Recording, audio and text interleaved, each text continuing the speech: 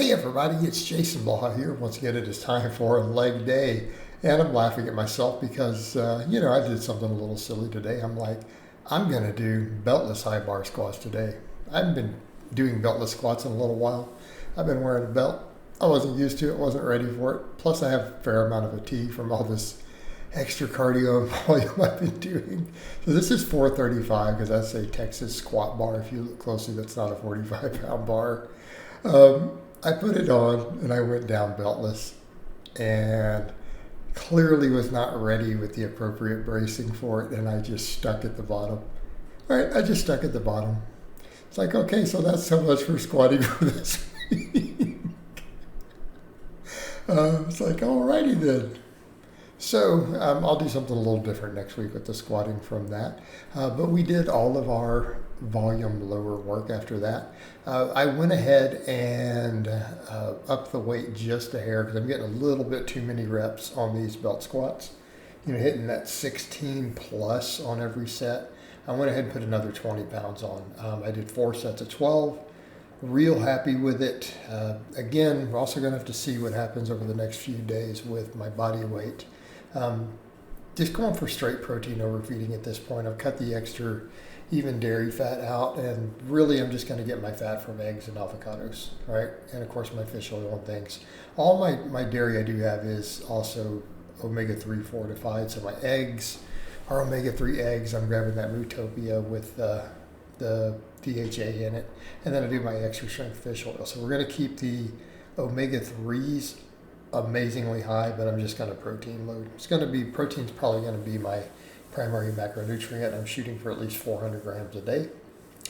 And with the carbs lower, everything I'm doing, I think we'll see that whoosh back down happen. I've said I'm not going to keep trying to drink the 2 gallons of water a day that put more weight on me than I wanted. A gallon of water a day will more than adequately handle all my health needs. Because plus I'm also drinking my coffee in the morning with that whole pot of coffee, plus just go through a gallon jug through the day, with a little bit of sweetener in it, a little extra potassium added.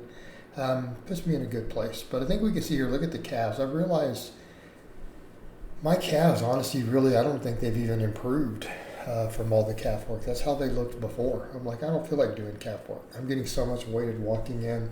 Let's just hammer the quads. The quads are the biggest muscle that's going to give me the bang for my buck.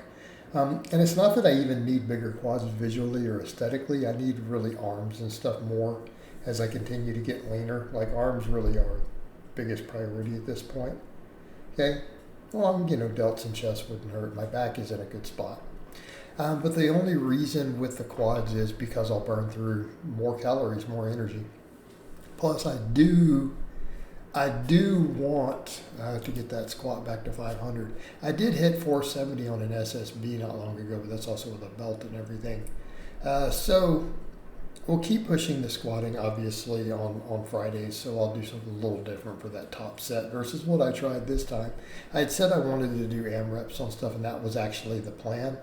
But it felt okay that I thought I could get some reps with that. Lo and behold, I'm just not used to not wearing a belt, especially I think high bar.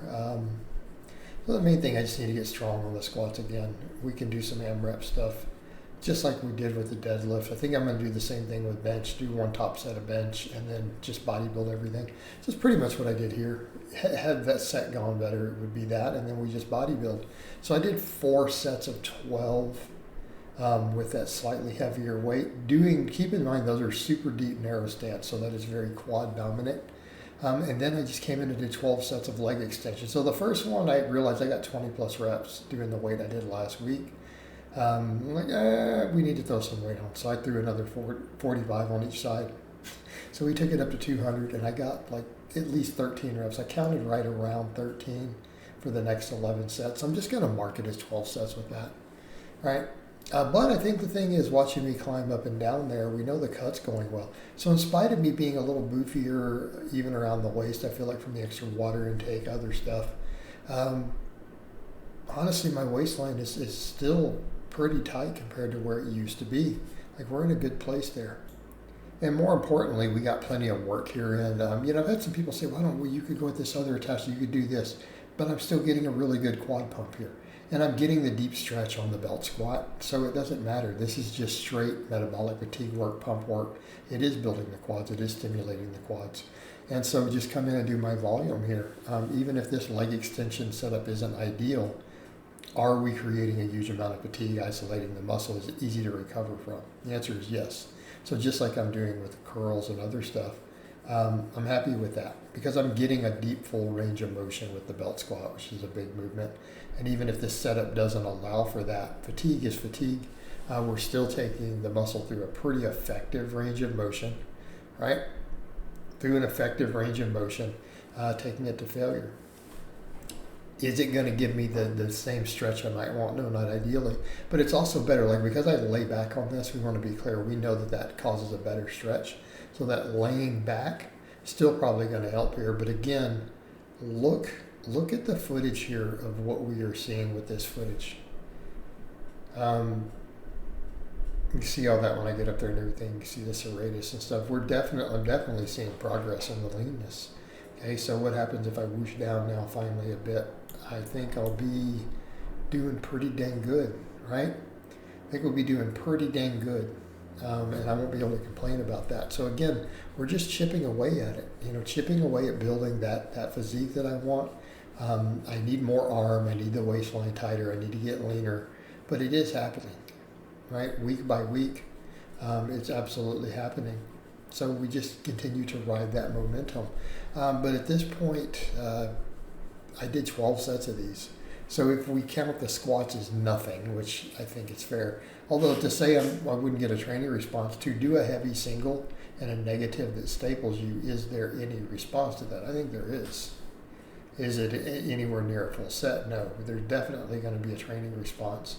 But then we came in and did 16 sets of, 12-ish, 12 to 13 rep machine work afterwards, to much of it to failure or very, very close.